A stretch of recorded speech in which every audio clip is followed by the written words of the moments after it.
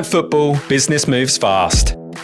And when you need funding, there's no time to wait. At Fleximize, we keep things simple. No penalties, no red cards, just fast, flexible business loans. We only ask for the essentials and you'll get a decision within 24 hours. Once approved, the funds are in your account the same day. Fleximize, let's fund your goals.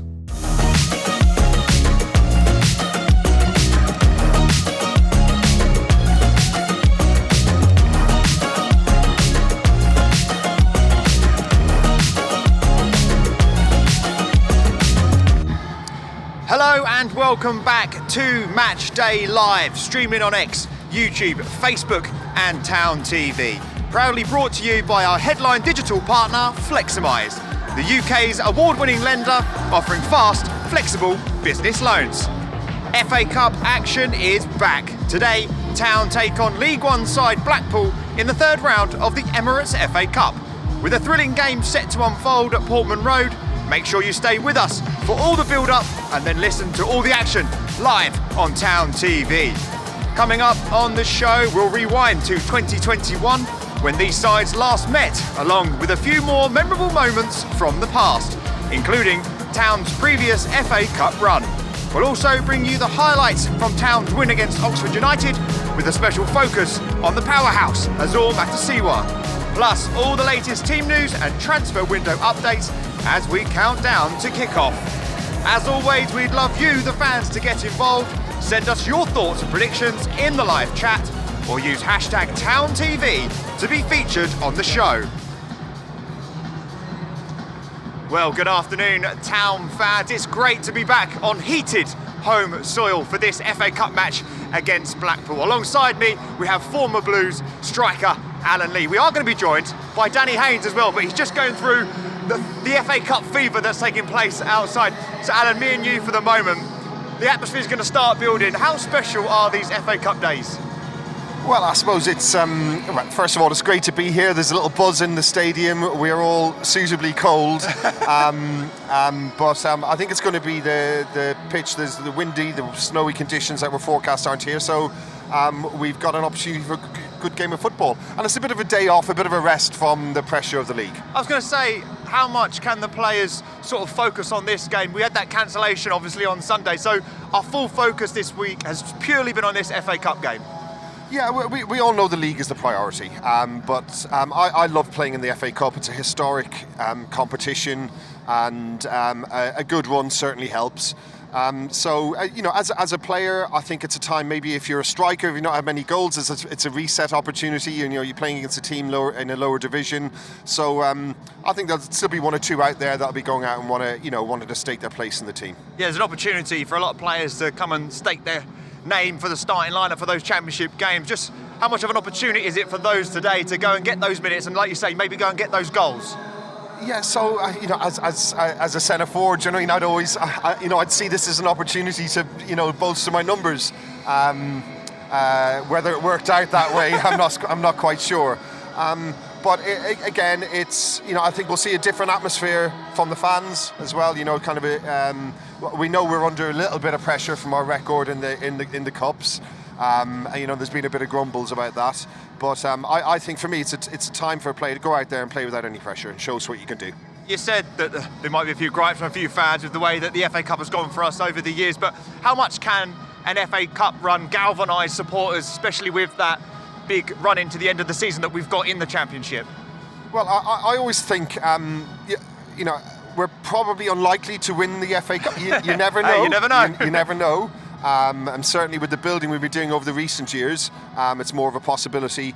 I suppose if you go out, you want to go out with a Chelsea away or Liverpool away, and those massive fixtures mean a lot to the fans. And Kieran McKenna said it in his pre-match that he will respect the opponents and respect what they've done, because obviously they're playing in the third round as well. They're not having the greatest season in League One, but there's a little bit of added pressure because you don't want to be on the end of one of those giant killings. Absolutely, it goes for both teams. I don't think we'll be under a lot of pressure today. They certainly won't. No one will be expecting them to get a result. As a player, that releases you.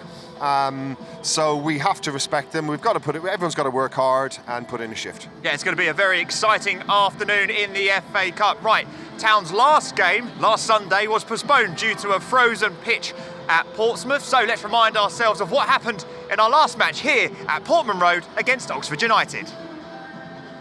Ipswich Town usher in the new year by hosting Oxford United at Portman Road this afternoon, looking to pick up from where 2025 left off. Akpom can't quite steal in ahead of Will Vaux, but Kiyusta has read it and is too strong for Krastev, and Kiyusta is setting Waller-Egley on his way inside the penalty area. Waller-Egley dropping a shoulder, low shot, trying to shoot through the legs. It's blocked away and Oxford clear their lines. Kipre finds Kiyusta, and Kiyusta, wonderful balance from the Swede, and he's playing it into Nunez. Nunez trying to touch it towards Akpom. Akpom going down, ball still live here. Nunez inside the penalty area, trying to spin away from a couple of yellow shirts, and Waller-Egley tries to bend one. His compatriot Porchetta, but Davis is in the way, and now Kiyusta with the ball into Nunez, and Nunez is charging towards the penalty area. Waller-Egley outside him. Here is Waller-Egley, who just couldn't control it. Who plays it just behind Kiyusta. Krastev will look to carry it forward, but Kiyusta wins it cleanly.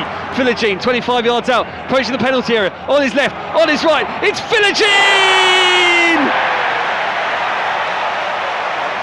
Read Krastev behind him and just spun away from the Bulgarian, and he plays it into Nunez. Waller-Egley right side, Furlong again bursting forward. Waller-Egley corner the penalty area, delivering towards Davis at the back post. Davis back to Philogene, and it dropped for Philogene. Lead Oxford United here, but the visitors have won it on halfway, and Porchetta is racing forward down the right side into Krastev. Krastev into Lancashire, big chance. Lancashire has equalised. Breaking field finds Krastev. Krastev away from Kiyusta inside the penalty area. Krastev chopping back. He's got support from Porchetta, and he's going to find Curry here, who comes onto it, smashes it. But It'll be a matter of time before they find themselves stretched again. Waller-Egley, Nunez, Furlong. Ipswich have broken through the lines. Here's Furlong inside the penalty area towards Akpom. 2-1. Not that comfortable, Glenn. Philogene moving away from Porchetta and takes aim and just ball forward that Lancashire will chase, and Lancashire is just trying to manoeuvre O'Shea out of the way, and the Kurzmacher's into the penalty area. Completed his comeback from injury away at Millwall, as this is Akpom trying to carry the ball forward, and Helik fouls Shuba Akpom. Davis the left-footed option, Nunez the right footer. Up comes Nunez, and it was destined for the top corner. We'll want to cling on desperately to the 3 points. It's a poor corner from Dick Heersmacher. It's headed away by Furlong. And now the final whistle does blow, and Ipswich Town have beaten Oxford United. A brilliant result for Town here at Portman Road, and as you can see, we have been joined by Danny Haynes, who's made it through the FA Cup crowds. Great to see you, Danny. How are you? I'm good, thank you. How are you? Happy New Year. I haven't seen you all since the New Year. Brilliant stuff. Right, we're just looking at that Oxford game at home. Yeah. Alan, it was a good performance from the guys. Obviously, we owed them one from the result not that long ago. But how impressed were you with the performance overall? Well, particularly first half, I thought we started. We had a fantastic start. I thought we caused some real problems. Maybe should have been a bit more comfortable for us. You know, I still think we probably haven't put that 90 minutes together yet that Kieran probably wants. But it's a really good sign, you know, beating these teams, and obviously it was very nice to go second. Danny, we dominated the ball in that game. We restricted them to just the one shot on goal, and obviously they did score from that. But how impressed were you with the way that we handled being pegged back to then go and get that all-important victory? Yeah, definitely. I think it goes with confidence over the last 5 games. I mean, we've won 3 out of the last 5 and drawn 1, so it's not a bad results moving forward. But I feel like the confidence in the boys know how to dig games and win games. So I think Kieran's done well with the team that he selected on how to actually get a result and finish the job. There's been plenty of times on Town TV, Matchday Live, where we've been saying we're just waiting for it to sort of click. We're getting results, but maybe the performance haven't been there. But we've seen in the last few games that we're really starting to see that consistency come through. Yeah, I mean, the Coventry performance was fantastic. I suppose we were all spoiled, you know, going back a couple of years when we got promoted to Premier League. it felt like every game we were just at our maximum. Football isn't, that's a rarity. Football isn't always like that. So we all have to understand that. There's new signings, people getting to know each other, etc. But for a team to be where we are without really hitting top gear is a good sign. And it's a difficult league. And it's one of the most difficult leagues to actually come out of. But Kieran's done a great job being consistent, and we're in and around top 3, so with a game in hand, so it's good all the way around. Yeah, the performances on the pitch have been absolutely brilliant. Let's have a look at those goals once more. We sort of muttered the words before Danny joined us about Jayden Philogene has been on fire this season, and he opened the scoring. What do you put his style of play down to, Danny, that means he gets into these areas and it can be so effective? He's got so much flair. He's very jinky, so you don't know what he's going to do. He's unpredictable, and he can use both feet. So it's a great attribute to have. And I feel like defenders are scared to play against him. I mean, when I was playing, people hated my pace. But he's actually got pace and skill to go with it. So he's done phenomenal, and I think he's shining. Alan, that's his 9th goal of the season, which is incredible numbers for the position that he plays, but it's that consistency and quality that we're seeing week in, week out from Jayden Philogene. That is exquisite. There's not many people. I don't see that happen in the Premier League a lot. He's really making a name for himself. I've said it before, if I was a centre forward, I'd be moaning at him to cross it more, but he'd just say, I've got more goals than you, so what do you do? There's a bit of disappointment maybe from the goal there that they've conceded there, the back line. It's a little bit disappointing, but obviously you can't always keep a clean sheet every game. But I guess, like we said earlier, it's that reaction from letting in that goal. I mean, yeah, it's one of those things where they got lucky, a bit scrappy. They got their goal, but I mean, Akpong, he's low in confidence at the moment, and that will boost him up as well. So we got loads of attacking power. Yeah, Alan, as a striker, you know what it's like when you're desperate for a goal. That will mean a lot to Chuba Akpom, and no doubt that his teammates will be delighted for him. Yeah, and do you know what? Where he's got that goal by getting across that 6-yard line, getting right in there, and I think he needs to do more of that. I was watching the game and thinking, this kid needs a goal, and he got it, and a very important goal. So it'll be interesting to see how he reacts today. Has he taken a lot of confidence from that, and can he move forward? And how much can the players take confidence from a performance like that, and obviously for Chuba Akpom himself to score that goal in a crucial game, because we need those points. Definitely. With Akpom, as a striker, shall I say, goals. It's all goals. Confidence comes from goals, and that's what you need, really. Philogene, he's providing and he's scoring, so his confidence is through the roof. But for Akpom, I think that goal's going to set him up in good stead for 2026. Yeah, the fans have been calling Azor Matasiwa the Dutch Destroyer, which sounds like a brilliant darts name. But he has been phenomenal in the middle of the park since his arrival in the summer.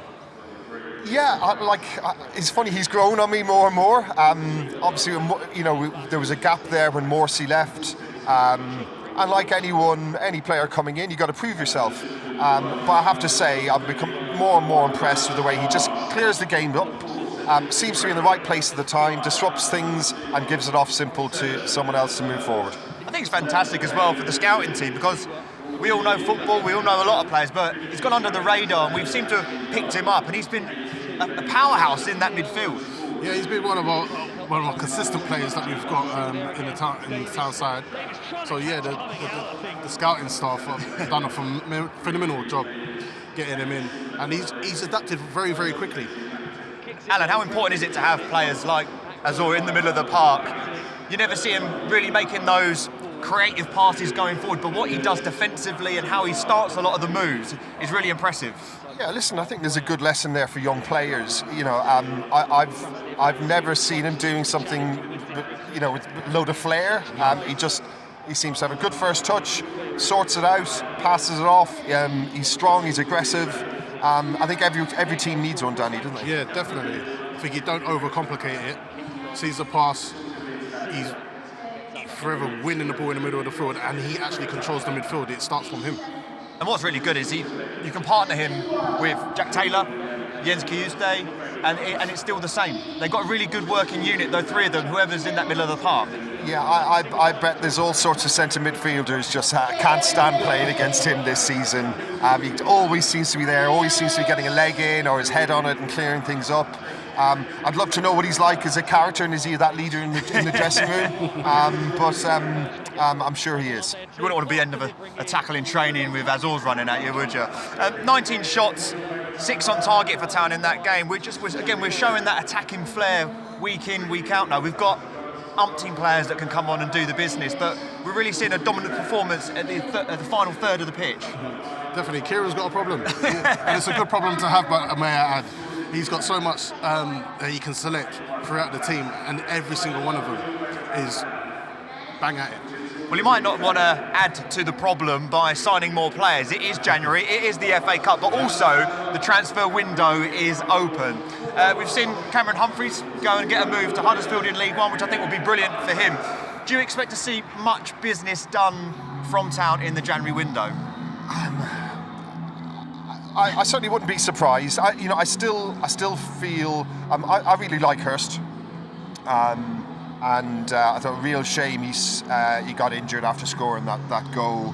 But I mean, I've played and Danny's played in a lot of teams. There's always a few centre forwards knocking. It's one of those positions you need backup. You need, if we lose a striker, we'll be caught short. So I wouldn't be surprised if we invested in a striker. What about you, Danny? Can you see any movement? It's January. There's bound to There's be always movement. movement. It's bound to be movement somewhere. Al was saying there, Hurst going will probably free him up to bring in somebody with that attacking power. But with the team that we got, I mean, where do they fit in? At what point do you put them in? And it's got to be the right. I don't. I feel there's probably a profile of a player that we want to sign that is young, and that can then play in the Premier League. I guess if that's not available, I think we're more likely to do it. I was going to say, because the squad feels quite balanced now. Yeah. We're hitting that rhythm. As former players, when that window is open, how much can a transfer not disrupt, but just rattle a few heads? Because if someone certainly gets signed in your position, I'm not saying that's the case here, but you would have experienced it. It can be very disruptive. What I'd suggest is, maybe not where the club is now. I don't think they'll be. Philogene might be one. There might be. I'm sure there's Premier League teams watching him. It's difficult as a player because it depends on. You might be here. You might be a young player, not on a great contract, and you can go to the Premier League and double your money or whatever. It's telephone figures, isn't it? So it can be disruptive. Well, if there are any Premier League teams watching this, hands off. Jayden Philogene is ours, and hopefully he'll be with us next season in the Premier League. We're going to show you a graphic now with some of the signings that we made at the start of the season, just to see how they've sort of settled in. Here we go, lads. Chuba Akpom came in on a loan move. We've got Ivan Adon as well, who's come in as a young player. David Button, obviously, as a third-choice goalkeeper to come in. But you look at that squad there. For you, Danny, who's the player that's sort of come in and done what you would expect them to do, or over the top impressed you more? Sindre, he's been outstanding for me. The last time I was here, he had a phenomenal performance, and I believe he got a goal. But yeah, Azar, centre midfield, solid, consistent, breaks plays down, and it's a pivotal point. Every single one of them, I can go through the list. Even Nunes has come in and done phenomenal. Obviously, the old Anglian derby, he's done quite a bit. Certainly made an impact, hasn't he? Definitely made an impact there. But every single one of them on that list has been phenomenal. I think for me, I'm looking at the players there. You look at the attacking options that we've got there, but I think Darnell Furlong has come in, and when he first came in, I wasn't sure whether he was going to be a starter or whether he was coming for the squad, but he's really made that right back position his own. He has, and that's what we were looking for. And as you've identified, over the last few seasons, maybe that one position that no one seemed to nail down. And just the fact he almost went unnoticed for a while because he's rock solid. He doesn't make mistakes and he gets us moving forward. And Cedric Kipre is another one who has come in. Again, I wasn't sure whether he was going to be a starter with the great work that Jacob Greaves has done since his arrival at the football club, but he's sort of cemented that centre-back partnership with Dara O'Shea quite nicely, hasn't he? Yeah, I think it had its teething problems at the start, maybe a bit. He looks far more comfortable now, and that sometimes it takes time, particularly centre halves. That's such an important partnership, Danny, isn't it? And you get to know each other and what you're good and bad at, and he's been a good signing. All good signings there. You feel like the whole squad is integrated, isn't it? You really feel the connection between the players. I've spent some time at the training ground recently, and the camaraderie between the team is there for everyone to see, and that can only benefit when they go out onto that pitch. Yeah, definitely. This club is such a great club with the people that we've got, like the scouting staff for one, and Kieran to actually bring them together and make it a solid team. So everyone's played their role, and it's been so good to watch over the last few years of what Kieran's built and what he's doing and going forward. And if we look at history of teams getting relegated from the Premiership, they find it quite difficult to come back up. But Kieran has been consistent, and we're still up there with a game in hand. It's a really good point. You know that so often we, as we've seen, I mean, look at Luton. Look where what's happened then. It's a shock to the system getting relegated from any division. Yeah, it's not nice. But today, it is all about the FA Cup. But first, let's take a look back at our highlights from our run in the competition last season. Ipswich Town begin their latest FA Cup adventure as the Blues host Bristol Rovers in the third round of the competition. Here's Jack Clark, just on the edge of the penalty area. Phillips, 20 yards out, encouraged to shoot, and he goes for goal and he finds the bottom corner. And that is a terrific finish from Calvin Phillips. Souza. Well, that's given away to Taylor, and Taylor has found Al-Hamadi. It's Ali Al-Hamadi. That's a chance. Jack Taylor is there, though. Jack Clark, rather, is there.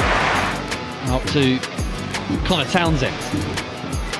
Oh, and is Taylor onside here? The flag hasn't gone up, and Taylor scores. There's no VAR, so Jack Taylor has made it 3-0, and that was an absolute gift presented to him. And Ipswich on the ball, and that's played early through to George Hurst. Hurst bearing down on the penalty area, early chance, and then he tries to square it across, and it's an early penalty. Hurst starts his run up now and slides it into the corner. A big moment for George Hurst. Hares onto this one, left channel. Faced up by Binks. Played into Clark, edge of the box. Clark on his right foot into the bottom corner. Terrific goal from Jack Clark. That is what he can do. Here is Binks. Binks under pressure from Hurst, and this might open up. It's Broadhead into Clark. Jack Clark inside the penalty area. Lovely, lovely, lovely finish.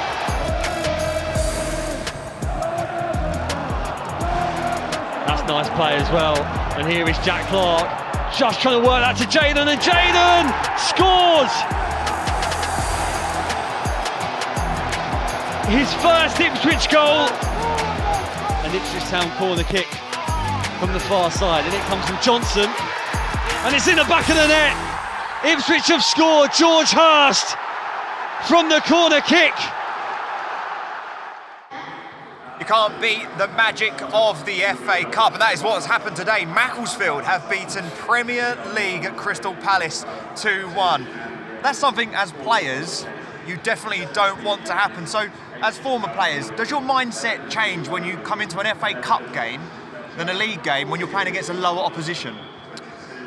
I suppose it's got its... I believe it may do. It may do, but you got to think, you got to be professional. This is your job. You got to go out there no matter who you play against. And you know, the history of the FA Cup, there's been so many upsets. So you just don't want it to be you. So they're going to be looking at that. Do you know what I used to hate? Like, sometimes you're playing against a lower opposition and you feel like the manager's made 5 or 6 changes, like all the best players, and you're still playing, and you sometimes feel, oh, why am I the odd one out? But did you enjoy playing in the cup competition? Because it's a fantastic one that the fans will all remember, going on really good FA Cup runs. Yeah, definitely. It's the biggest domestic cup you can possibly win. So, yeah, it's always one of those competitions that you want to do well in, because the further you go on, you want to be playing against the Premiership teams, the best of the best, to see where you're at actually. So it's a good competition to be in. I love it. The FA Cup is the oldest national competition in world football. It means so much to so many players. So we asked the Town squad what their most memorable moments were from the competition. My favourite FA Cup memory is my first professional hat-trick against Bury in the 4th round.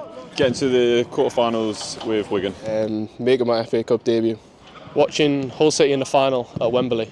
I've got two. We was at Barnet, we beat Sheffield United when they were in the Prem at Bramall Lane, or we took Brentford to a replay. It was a great game, 3-3. Sparksy scored a free kick in the last minute. Well, let's hope the lads can make more memories this season in the FA Cup. We take on Blackpool today in the third round. I was speaking to Alan off-air about FA Cup memories, so I'll come to you, Danny. We're going to get onto the FA Youth Cup a little bit later on, but as a senior player, what memories do you have of the competition? Well, there's two to be specific. Here at Portman Road, we played Portsmouth, and I was up front by myself. And I had this down and Sol Campbell and David James in goal. I mean, you couldn't. I grew up watching Sol Campbell for Arsenal, your Tottenhams, and to actually be on the same field as him, it was a dream come true, really. That must be the ideal situation for a player who is going up against some people that you watched on the telly. So these are the moments that this competition can create. How did you get on? I believe we lost 1-0. We done well, but it wasn't a high-scoring game that people would think it was. I think it was 1-0. Alan, what about yourself? The FA Cup, any memories? Very, very few. I remember playing for Palace, actually, who just lost. I remember we knocked out, we went on a run, knocked out Wolves in a replay, and then got to play at Villa Park against Aston Villa. And Danny makes a good point. It was an opportunity to see how you fare against the absolute best. And but I was always, when we were playing the Premier League team, it'd be so up for it. Do you know what I mean? I'd be so excited about that. And maybe less so playing a lower division team away. Could you remember the Chelsea game at Stamford Bridge? We lost 3-1. Alex Bruce got a goal. No, I don't think I was playing. I must have been injured, or I might have left the club by then, actually. Is it 08? I believe it was. Right. Yeah, that was a schooling because yeah, it was good. I mentioned it earlier, the FA Youth Cup. Yeah. You have a medal. You won the competition. Yeah. What was that like for players of a young age to go and win a competition? Because that is tough to go and do. Yeah, it definitely is. I remember Edward Upson getting a final goal here against Southampton. The likes of Phil Walcott and Nathan Dyers on each wing. You think, bloody, and they've gone on to have great careers. I mean, it's a competition that you want to win, and I think that's the last time we've won the FA Youth Cup. But everyone wanted to be on TV. I think everyone was so. Well, here you are. Look. I had my little throw there. Look, little throw back there. Got some brilliant players in there that have gone on to yeah. feature for the first team. Shane Supple, Chris Casement, Aidan Collins, Liam Trotter, Sammy Moore, and Daryl Knights, who all went on to play for the first team. Anything that you remember from that day? Great squad. It's all a blur. It's near enough 20 years ago. I mean, 21 years ago. But yeah, it was a great feeling. Celebrating with the boys, and we had a great youth team as well. The banter was flying. We had so many young players that came through to the first team. I think Joe Real and Jimmy Jilton gave us so much opportunities. I think we had a great academy. It means so much. Having played in it a long time ago myself, but also managed the youth team here, sometimes almost the lads build it up too much, and that first FA Youth Cup game, there is so much pressure. But that's important that those young players feel that, and we get to learn how they react. I guess it shows as well the pathway to the first team, to see so many players in that picture that will go on to make their first team. That doesn't always happen, certainly not at the big Premier League clubs nowadays. So that pathway for you, how did it help you develop as a player? Yeah, you kind of got a slight touch of first team football. Obviously, you're being on TV, your family, your friends are watching, so you want to perform. But ultimately, it's performing, and in a big environment, and it was a big cup, so you kind of took the pressure on as it come, and that kind of steadied you up when you did make it into the first team. The sort of pressures that was come along with it. So yeah, it give us some good stead. I guess there was something else in play there as well. It was really good timing for the clubs. I think the club had come out of administration.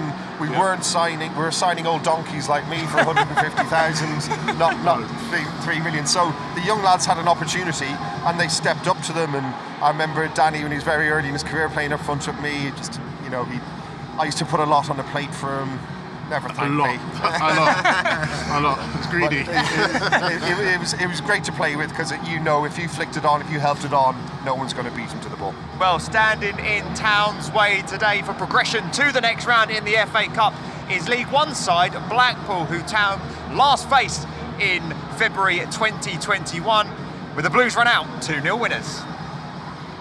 Ekpiteta looking long, intercepted though by Kenlock as Yates was trying to cause some damage, waiting for the ball. Judge with a pass through to Parrott running the ball well, then gives it behind. It's actually Thomas inside the area with a shot which has been pulled. Any float on that pass. Kenlock's in a bit of space, can't go forward immediately, then gives it away to Gabriel. Poor from the left back, here come Blackpool. Yates has made a run outside the area, Embleton shoots, good save from Holy. McGuinness plays it through the middle, chested down by Parrott. Turns, tries to play a reverse ball into the area to Sears, who's offside. He puts it into the net, but it won't count. There were two players running away there for Blackpool. Town on the break. Judge brings the ball down outside the Blackpool area, shooting early and into the corner of the net. That's a great finish from Alan Judge off the outside of his right boot. With 3 minutes to go until half-time, Town get a rare first-half goal to lead Blackpool 1-0 thanks to Alan Judge. And thanks to Mark McGuinness. Actually, Blackpool had a terrific break on there. They had plenty of spare players over on the right-hand side. That's where the pass was attempted to go. Thomas has it in a central position. Judge floats it to Dazelle. Blackpool have regrouped, plenty of shirts behind the ball. Here is Dazelle running between them, little give and go, gets it back. Dazelle inside the area, good feet from him. In comes a shot, good save from Maxwell. That would have been a fabulous goal from the home team. To Ipswich, Dazelle to take it and then swing it into the near post, headed across the face of goal, nodded down by Wolfenden and in. Ipswich Town go 2-0 up in the 48th minute, and it's Luke Wolfenden with his first of the season. Blackpool 2-0 behind at Portman Road. Stewart chests the ball down for Blackpool, challenged by Kenlock. Kenlock brings the ball away, Harrop desperate for it in the centre of the park. Kenlock couldn't see him. Sears with a good pass forward to Norwood, wide left, just on as a sub. Harrop is bursting forward in the middle, low ball in towards Harrop on his debut, he's missed it, surely a tap in for Edwards. Great challenge, what's the referee said here, appeals for a penalty kick. The ball to Edwards gives it back to Matheson, infield to Downs, good play this from Ipswich Town, down the right hand side, in comes a cross, looking for Norwood, headed down by Gabriel. Matheson inside the box, gives it back to Sears, has to be 3-0, brilliant block from Ekpiteta. Lovely play from Matheson joining in then. When Freddie made contact, he must have thought it was going to end up in the net.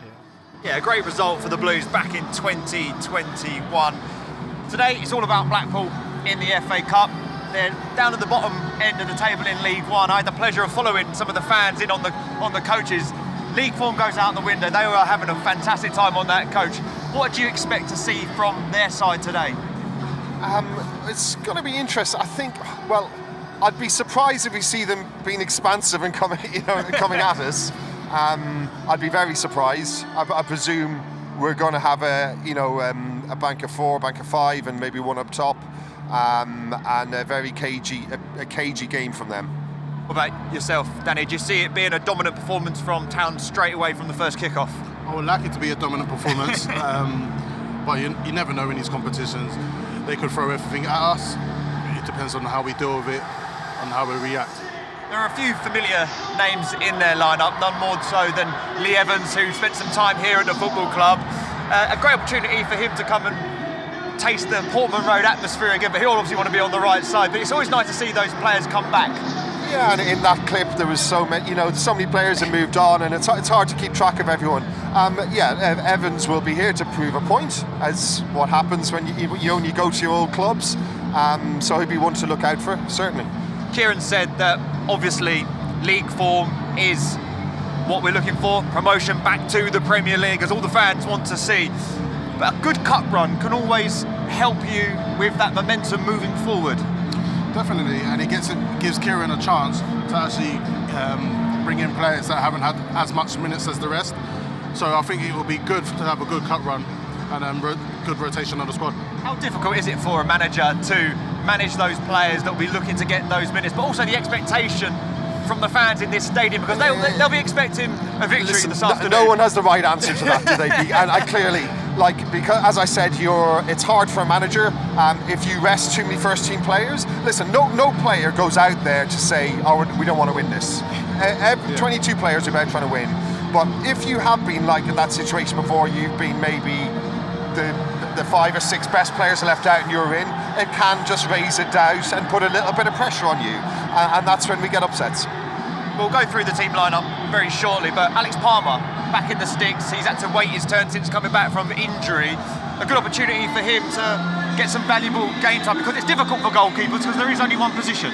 Yeah, definitely. I believe, like I was saying earlier, it's good. It gives Kieran a problem and getting minutes for the boys. So in these competitions, especially early on in the competition, that you get everybody gets a good about a minute time. And Fortuna Blues, a German fan group from Germany, are here today for their 20th appearance. So these players need to put on a performance for those fans. Right, let's take a look at the Ipswich Town lineup then, taking on Blackpool today in the Emirates FA Cup. No, we're going to do that very shortly. First, we've got an interview with Wes Burns, who does start for the Blues today. He's been speaking to Town TV's Sam Carter. Wes back into the starting lineup today after your long spell out injured. It must be a nice feeling for you. Yeah, it's obviously a really big day for me. Obviously, like you say, it's been a long road back to this point. I've obviously had small minutes in games in the last few weeks, but obviously today's a big one. And into the FA Cup as well, playing a team from the league below, but I guess it's business as usual for you guys. Yeah, we always prep every game the same. We obviously give every opponent the respect they deserve. Obviously they got threats that we've obviously been working on this week. But yeah, like I said, business as usual. We're prepped well for the game. What kind of threats do you think that Blackpool will offer us today? To be fair, they got good players on the front line. They got big players. Obviously, everyone knows Ashley Fletcher and things like that. So they got good threats. They'll be very good on set play. So we've been working on those this week. Yeah, it's great to see Wes Burns back in the starting lineup for Ipswich Town this afternoon. So let's have a look at the starting 11 for today's game against Blackpool. As I said earlier, Alex Palmer starts in goal for Town this afternoon, and Ashley Young comes in and captains the side with Dara O'Shea stepping out. I mean, Dara O'Shea's played pretty much every game so far this season, but if you want someone to be your captain to go into this game, Ashley Young's not a bad one to have, Danny. Definitely not. He's experienced in these competitions, winner of these competitions, and I believe that, yeah, it's the right choice. He knows how to get games, or win games, shall I say, and the team would obviously respect what he's done previously in his career.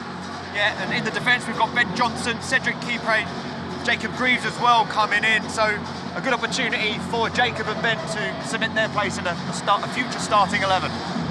Yeah, Greaves will be interesting. Will be like playing 90 minutes back in his favourite position will be important. I think Young is going to play left back by the sounds of things. If I was that's a strong team though. I like the fact that we're playing Jack Clark and Philogene together. That's going to be very interesting. Akpom, nice for him to get another goal. We'll be looking out for that. Yeah, I said earlier on in the show that we're sort of blessed in the midfield department, as all Matt Sewell keeps his place, but Jack Taylor, who is always a steady partner in the midfield for anyone, so another opportunity for him to come on and show what he can do. Yeah, I like Jack. He's been consistent. I believe the game that I came here last, he done really, really well, and I really liked it. Good on the ball, good passing, good pass selection. I think that he's got good attributes to move forward. I get the impression he's playing. He seems to be playing more and more for Kieran now. There was that feeling that maybe he wasn't the first name in the team sheet, but I've been impressed with him. He's grown a lot. And up front, we mentioned him earlier, Chuba Akpon, who got that goal against Oxford United. I guess any striker, Alan, once you've got that first one, you now want to be in the team for the next game. You don't want to be rested you want to build on it. Exactly. Don't want to rest. You want to play the next game. He'll be fancying this today. But he's got to keep doing what got him the goal last week. Getting across that 6-yard box, getting on the end of crosses, and just being that outlet for us. I think all Town fans will be happy to see Wes Burns back in the starting lineup for the first time since that terrible ACL injury. Wes is another great lad in the changing room, on and off the pitch. Just what would it mean to him today to be able to walk out here in front of all these fans in the FA Cup? Definitely. I like Burns. He's been here for a number of years now, and I actually had the pleasure to actually play with the young Burns. So, yeah, he's going to be chomping at the bit. Obviously, coming back from a long injury, he's going to want to get some minutes under his belt and get his confidence up as well, because I believe when you're out for so long, confidence is another thing that goes as well. So it'll be good for him to get back in the team and stamp his place. Yeah, there will be plenty of players chomping at the bit on the subs bench for today's game as well. So let's take a look at those Ipswich Town substitutions, Finn Barbrook is the first name that pops out to me. Obviously come through the academy, had that loan spell at Chelmsford City as well, so he'll be delighted, Alan, to be involved in the Matchday squad today. Oh, for a young lad like that, I remember Finn from a very young age. He will be buzzing today. He'll be out in that pitch. His family will all be in the stands, and it's a wonderful moment for the young players. And Elkin Baggett as well, another youngster who's loved on social media. He's got a huge fan base, over 1 million followers as well. But that will mean nothing to him. But what will mean something is if he can get on the pitch today and maybe get some minutes. Definitely, these young boys, this is their dream, this is their livelihood. This is what they've dreamed of. Matches like today, they're going to be chomping at the bit to get on, and I'm pretty sure you'll see them warming up quite a few times to impress Kieran as well. Did you ever used to do that for a game? A bit of extra 10% in your warm-up to let the manager know that you're ready? Not in the warm-up, no, but let me tell you, you wouldn't get much out of me in the warm-up, but if I was on the bench, I would be stretching off, running literally into the manager until he brought me on. Well, it is a special day for the manager as well. It is Kieran McKenna's 200th game in charge of the Super Blues, so that is going to be a fantastic occasion. Hopefully we can do it with a victory. Right, that is your Town starting 11. So now to look at today's visitors, Blackpool, and take us through their lineup is our lead commentator, the brilliant Glenn Wheeler. Yeah, thank you, Curly. Well, Blackpool manager Ian Evatt was coincidentally sent off the last time these two clubs met in the FA Cup when Ipswich ran out 2-1 winners at Bloomfield Road in the third round in 2010. And today Evatt has made two changes to the side that started last weekend's 2-1 home defeat against Bradford City in League One. Bailey Peacock-Farrell continues in goal and is protected by a defensive unit that includes Zach Ashworth, the 23-year-old son of the FA's chief football officer and former Newcastle Manchester United sporting director Dan Ashworth. The first alteration to the Seasiders' starting 11 sees CJ Hamilton replace Scott Banks on the left, whilst in central midfield, former Town man Lee Evans comes in for Josh Bowler.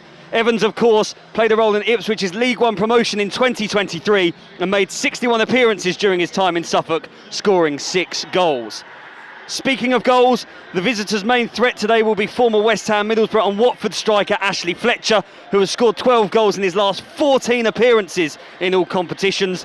The Manchester United Academy graduate has already hit the back of the net 3 times in this season's edition of the FA Cup. On the bench, Niall Ennis is named in the Matchday squad as he nears a return from an Achilles injury, and 3 teenagers are also involved in the form of Theo Upton, Oluchi Nwankwo and Spencer Knight. Brilliant stuff, Glenn. You have done your homework, but before I let you go, I have got a question. I can see you. I don't know why I'm looking down the camera. I can see you right Hello, here. Curly. Who do you think will be Town's player in 2026?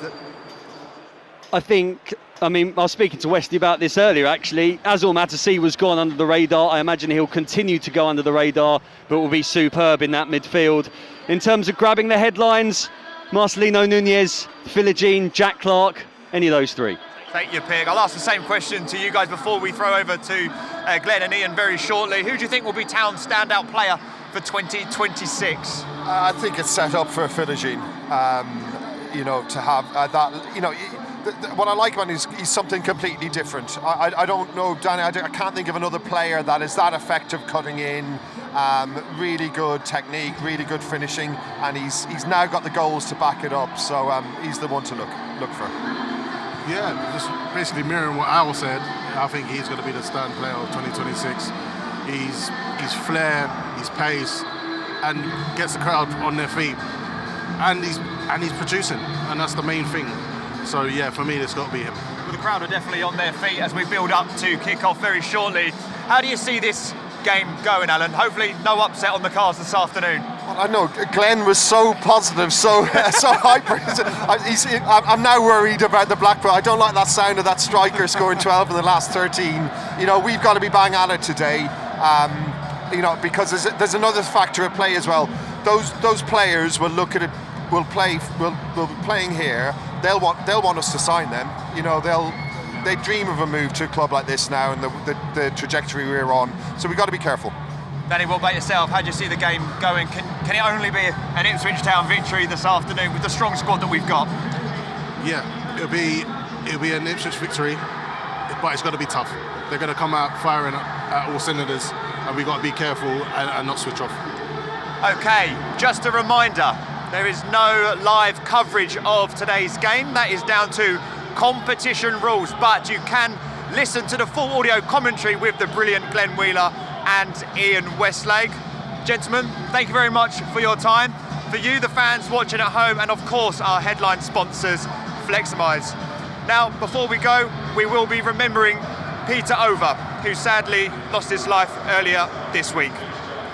Peter was a much loved and respected club ambassador and foundation trustee who will be missed immensely. Once a Blue, always a Blue.